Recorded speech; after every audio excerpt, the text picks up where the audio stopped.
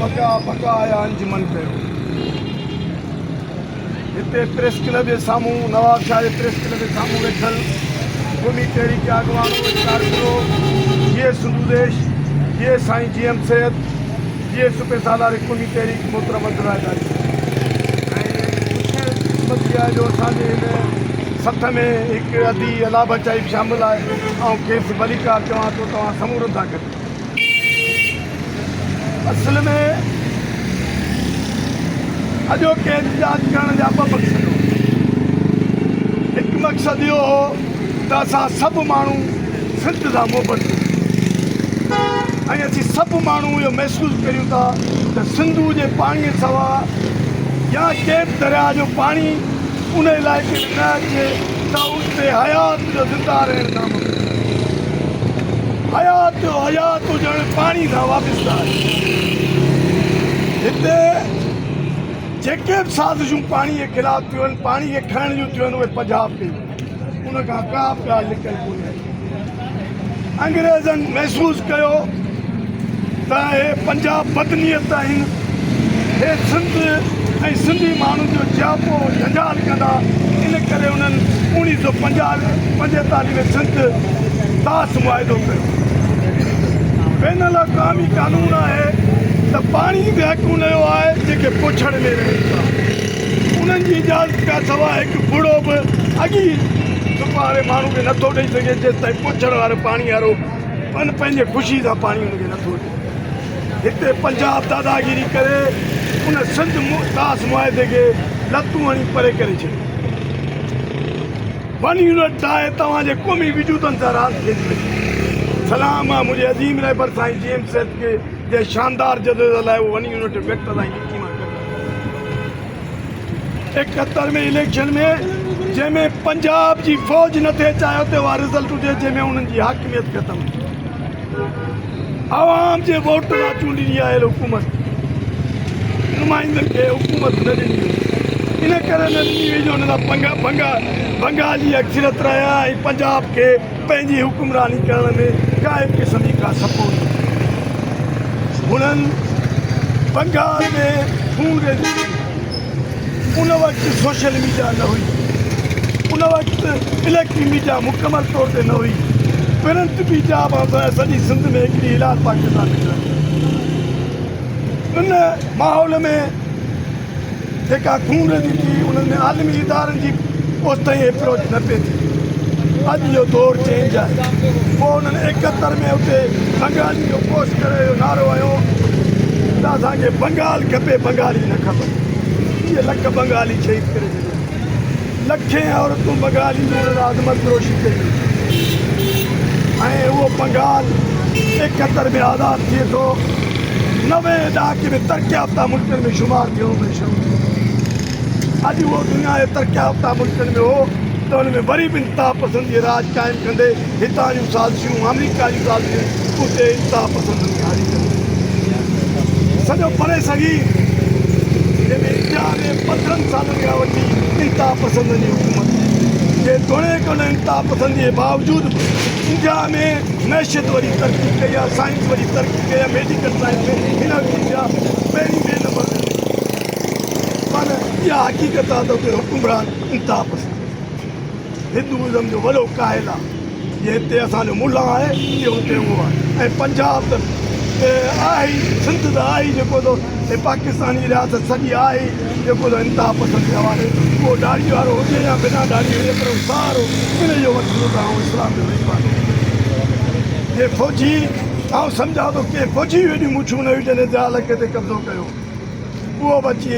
अलहम थो पढ़ी ऐं चवंदो त आऊं बसि अहिड़ो अमीर मोमिनीन आहियां। पोइ जेको कुझु कयो कंहिंखां ॿुधो कोन्हे। आरीसर साहिब खे पहिरियां फटका उन दौर में लॻा। साईं GM सैयद वॾे में वॾो पीरियड जेको जेल में उन दौर में रहियो। तोड़ी फाटक जो इंतिहाई ॾुखो ईंदड़ वाक़ियो हुन दौर में थियो। एमाड़ियूं ॿई तहरीकुनि में तशदुद में सिंधी माण्हू घणे में घणा शहीद थिया उहो उन जो दौर ऐं उहो अमीरुल मोमिनीन इस्लाम जो नालो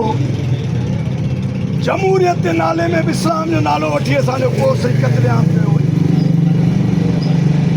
इहो दौर पाकिस्तान जे लॻा हिन रियासत लॻा नहीं जाता है जेको वचंदो उहे इन क़िस्म जा सौदा करे हिते अची थो वेहे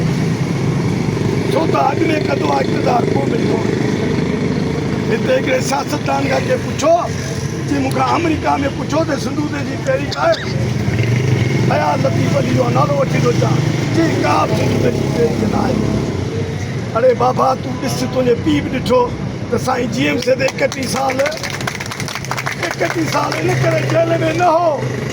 त हू तव्हां वांगुरु चापलूसी थी के पर हू सिंधु ते अचियो ऐलान करे चुको इन करे GM सैयद सिंधु देशी ॻाल्हि न हुजे GMC ते 31 साल जेल न कटे जेकॾहिं सिंधु देशी ॻाल्हि न हुजे हा त आरीसर फटका न खाया जेकॾहिं सिंधु देशी ॻाल्हि न हुजे हा त मुज़फ़र भुट्टे खां वठी आसिफ पंवर ताईं उन जा चिचियल लाश न अचंदा सिंधु देश जेकॾहिं सिंधु देशी ॻाल्हि न हुजे हा त 57 सालनि जो अयूब कांदड़े खां वठी गबरू नौजवान जॾहिं ॾिठनि मां माउ जो गीत थो वहे सुहेज़ भट्टी ताईं 7 साल 10 सालनि ताईं तव्हांजे कारजतलनि में न हुजनि ऐं ताज़ो ई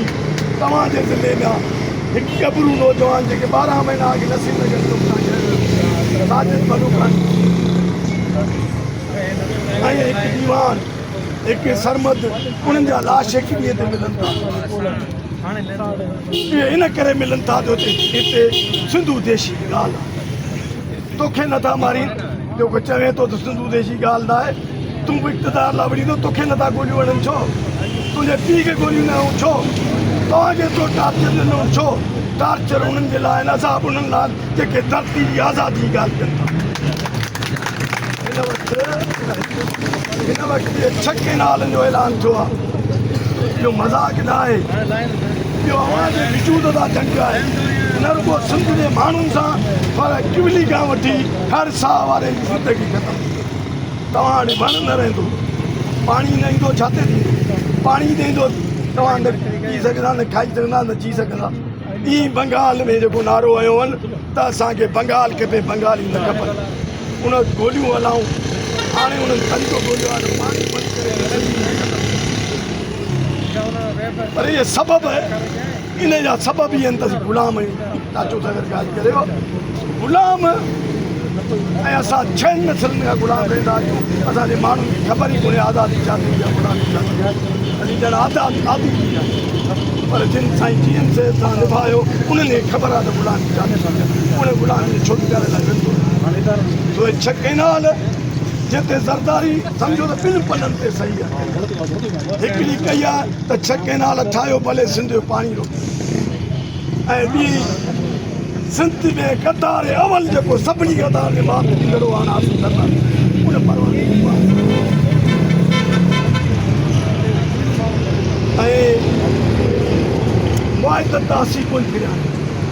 कया तव्हां आहिनि फिरिया तव्हीं 45 मुआइदे अथो मज़ो आहे नथा मज़ो आहिनि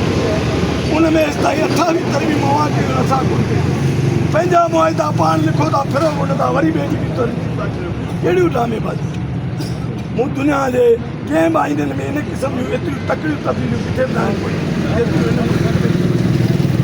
छाकाणि उन्हनि खे अचे कुझु कोन्हे उन्हनि खे सिंध ऐं मज़लूम माण्हुनि खे हक़ ठाहिण अचनि था उन लाइ उन मुताबिक़ आईननि में अथनि ऐं तव्हां माण्हुनि जा फेस रीडिंग्स पढ़िया अथनि सिंध जे माण्हू जे थोरे खां असांजी हिन जदोजहद जी शुरूआति सिंध करिया हुनजो हथ वधी पंहिंजो फ़र्ज़ु पूरो कयो अथव पर जेका मोहबत तव्हां ॾिनी आहे उहा हुननि लाइ नफ़रत जो पैगाम हू सम्झंदो हूंदो त शुरूआति जेका थींदी आहे उहा स्लो थींदी आहे जॾहिं इंतिहा ते पहुचंदी आहे त परवान पोइ हुनखे केरु बि रोके न सघंदो असांखे ख़बर हुई असांजी तंजीम पोज़ीशन जे तोड़े ते कमज़ोर आहे पर असीं संदसि शहर पंहिंजो एहतजाज जी शुरूआति कंदासीं जंहिंखे ॿुधाए सघूं त सिंध नंढड़ न आहे सिंधू नंढड़ कोन आहे पाणी असांजो हक़ु आहे जिते अची था सघूं ऐं असांजा प्रेशर एॾा डेवलप थिया आहिनि जो तव्हांजी फेस जो उन ई जमायत जो चेयरमैन चवे थो तव्हां दिन ठाहे इहो केनाल न ठाहे जे वाकई तो में गैरत आहे त को चेयरमैन खे जीतना आता है तुझी पार्टी ने सदारत उम्मीदवार की आने में चली कदाए वजीर आला चतो दा कौन ठाणी दे तो तुझी पार्टी ने को चेयरमैन बचरो पे उन भाई का देना तवाजे जिले में मैंने चुनी दी आने उन चोरी बयान नो तो पूछे लाश दे असा दे राशन दे देना श्री दी के इत्यादि ने सदन उन्हनि खे छड़ो छड़ करण ते मजबूर कयो आहे जो हो बुखलाहट जो शिकार थी विया भले केरु छाप थिए पर इहा हक़ीक़त आहे हा हथार दंगी न आहे परवाह न आहे सिंध सॼी असांजी आहे हे माण्हू आरीसर साहिब खे चयो अमरकोट में शादी हुई अॻूणे वज़ीर अलाई थी नवाज़ शरीफ़ वॾो थिए त उन चई चयो साईं वज़ीर नवाज़ शरीफ़ चए थो ऐं हेतिरा हज़ार एकड़ ज़मीन आरीसर हेॾा ॿुधा खे एतिरा करोड़ किश्त आरीसर तोखे केरु चयो तूं अहिड़ो फ़ैसिलो वञी करे सिंध सॼी मुंहिंजी आहे एतिरा हज़ार हेतिरा थो पुटु ऐं हुननि 100,000 एकड़ में राज़ी थी सॼी सिंध मुंहिंजी आहे सॼी सिंध मुंहिंजे माण्हुनि जी आहे उन में असां को पंहिंजी बालकी वारो